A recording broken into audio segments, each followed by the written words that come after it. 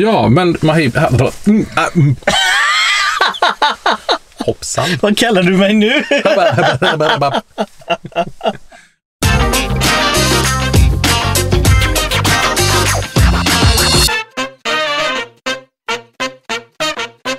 Ja, Magnus, vad tror du om modell 3? Men det är bara för att du har en reservation. Ja, men den var ju inte alls bra. Var den inte? Vem som väl kan ju beställa modell 3 ändå. Men vad kan vi dra för slutsats av det? Det måste väl ändå vara som så att det måste vara historiens absolut största och bästa crowdfunding-projekt. Absolut. Men att folk la en handpenning på en bil som de inte visste hur den såg ut, hur den är och när den skulle komma. Folk la alltså 4 miljarder i handpenning på en bil som man har bara sett på bild. Vet inte egentligen hur den beter sig på vägen. Ingenting. Det enda som sades var att den skulle kosta runt 400-500 000 kronor. 35 000 dollar är börs. Precis. Och den har ju inte ens kommit ännu. Nej. Varför är då Model 3 en sådan viktig bil för världen? Inte bara för Tesla. Det är ju nu verkligen den når massan. Det är fortfarande en lite dyrare bil. Alltså du får en väldigt bra bil för de pengarna. Till en ganska låg kostnad. Sen är ju Model 3 inte bara en elbil och så här. Det är, designmässigt är den väldigt, väldigt modern. Liksom, det finns ingen instrumentbräda. Det är bara skärm som du har allting i då. Och det är också rätt häftigt. Det är många som jämför Model 3 med när iPhone kom.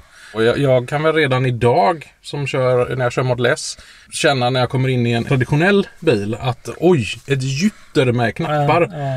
Hur ska jag hitta här? Och det intressanta är faktiskt att när man pratade för några år sedan med människor som jobbade inom fordonsindustrin så skrattade de åt Tesla för att de sa att nej, du vet, deras gränssnitt det är så ergonomiskt kass så att det är ingen som vill ha, det är jättedåligt och det är farligt och sådär. Nej, men jag kommer ihåg när Apple införde sin iPhone också. Folk förstod inte hur ska man använda den, en stor skärm och liksom, men idag är det ju helt... Det är ingen som använder knappar längre. Tänkte jag säga det, att det finns väl ingen som köper en gammal flipphone längre. Nej. Med Model 3 så kommer ju en ny laddning och en laddningskontakt också. Ja, CCS. Hur ser du på det då? Jag tror att det kan bli väldigt bra. Däremot så ska det bli intressant att se hur Tesla kommer bygga ut sina laddstationer. Så vad Tesla gör är att man sätter 2 sladdar på sina superchargers. Så en för Model S och X och sen en för Model 3. Så att jag såg så sent som idag att i Kungälv så hade man fått igång snabbladdarna för CCS för Model 3. Och det är rätt kul för det var inte så länge sedan det inte var klart. Så att, men ändå lyckas de i snabb fart bygga om alla sina superchargers. Ja, men de har bara tagit ett fåtal platser och byggt om. Så i Kungälv är det 4 platser utav 20 som finns tillgängliga. Så att där tycker jag det ska bli intressant att se hur de planerar att bygga ut. För att inom en ganska snar framtid så bör det finnas fler Model 3 än vad det finns Model S och X. Jag tror hela den här så kallade Norge-korridoren som man kallar kommer att uppgradera. För norrmännen kör igenom Sverige till Europa och de vill ju kunna ladda sina Model 3. Så den här Norge-korridoren kommer vara uppgraderad först. Ja, det kan vi nog räkna med.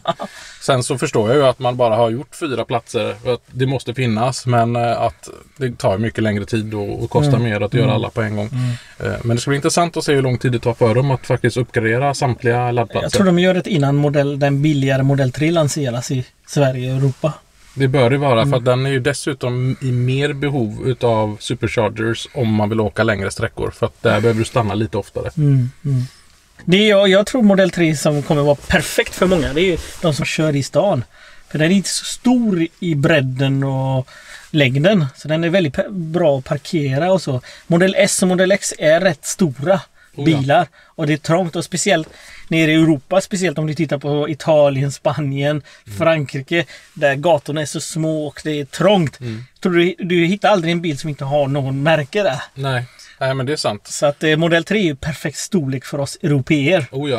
Ja, men våra parkeringar är, när du ställer en Model S och X, det är precis vid linjerna. Så Model 3 blir spännande och den får mer utrymme. Ja, jag brukar ju visa varför jag har valt en Model 3 istället för Model S. Och det är ju för att jag har så här mycket på varje sida i mitt garage. Och komma in, så att det är verkligen så kör man in. med de här bilarna, i och med att även om performance finns och även om inte många vill köpa den för att de kanske inte finns inte möjlighet och ser inte liksom mening med att köpa just den, så tror jag det lockar många till att köpa den billigare varianten.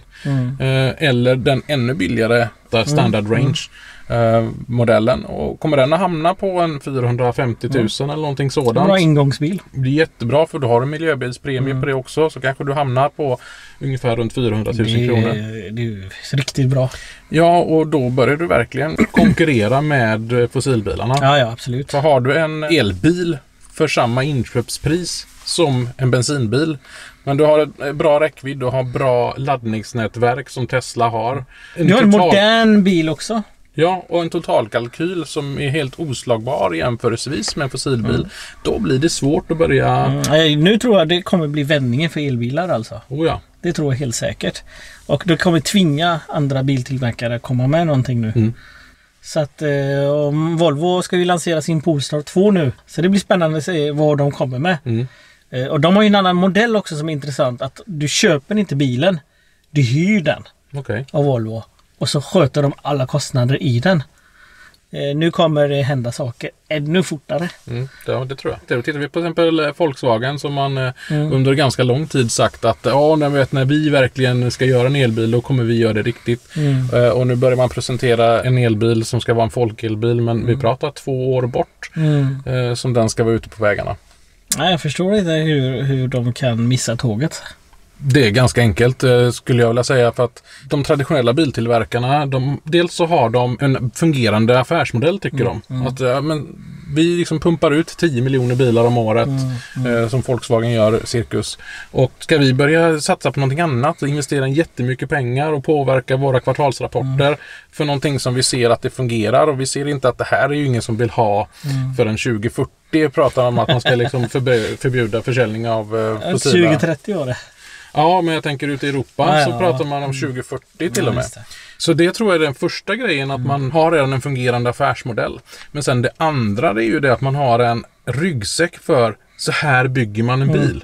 Man har en förbränningsmotor fram oftast. Vi har avgassystem och vi har allting som är hela en biten, hela servicekedjan, allting va? Precis. Och återförsäljare, det finns ju inte i Teslas värld. Nej, och då om man ska switcha över till eldrift så behöver du kanske tänka om vad det gäller hela den här servicekedjan, för att det är ju som så att återförsäljarna tjänar inte jättemycket pengar på dem, överhuvudtaget några pengar på att sälja bilar, utan det är ju att ha aftermarket för kunderna. Precis. Alltså när väl bilen har rullat ifrån bilhallen så kommer ju kunden tillbaks för service, och det är oljebyten och det är kammarremsbyten och det är bromsar och allt möjligt som ska fixas.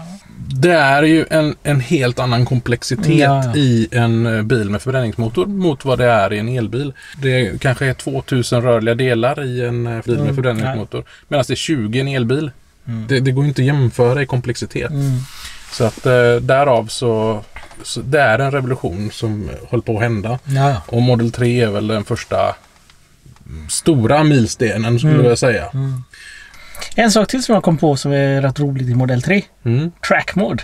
Yes. Det är lite spännande. Det har du inte i en vanlig bil. Nej.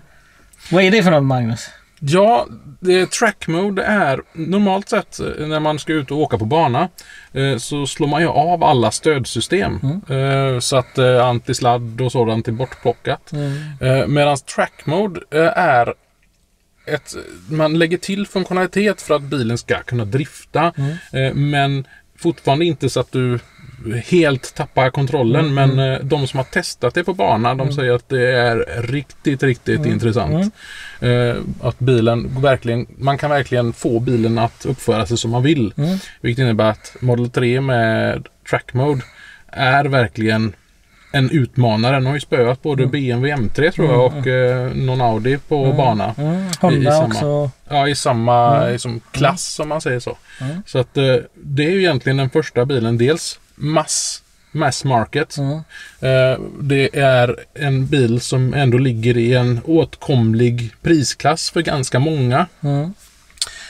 Och den är inte bara bra på landsväg, vilket elbilar är helt överlägsna, utan den spöar även bilar på bana, vilket har varit ett problem innan. De gör ju dessutom reklamfilmer nu i track mode med Model 3 som verkligen driftar och det bara ryker och har sig. Och det... Kan den bli den nya ungdomsbilen då? Jag vet inte, vad är nya namnet för Petrolhead, Electrohead, jag vet inte. Electrohead låter ju bra. Men det var väl allt för idag. Ja, det är väl tillräckligt. Ja. Magnus. Hamid. Elbilsnackarna. Ha det gött. Hej då.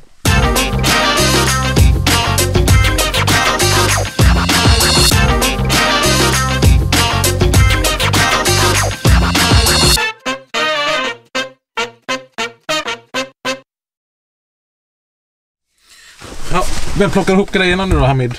Ja, men det är ju du som brukar göra det. Sten, sax, påse. Okej. 1, 2, 3. Yes! Nej, det var 3. Först till 3. Okej. 1, 2, 3. Nej! 1, 2, 3. Ja! Nej, åkte jag på den? Yes!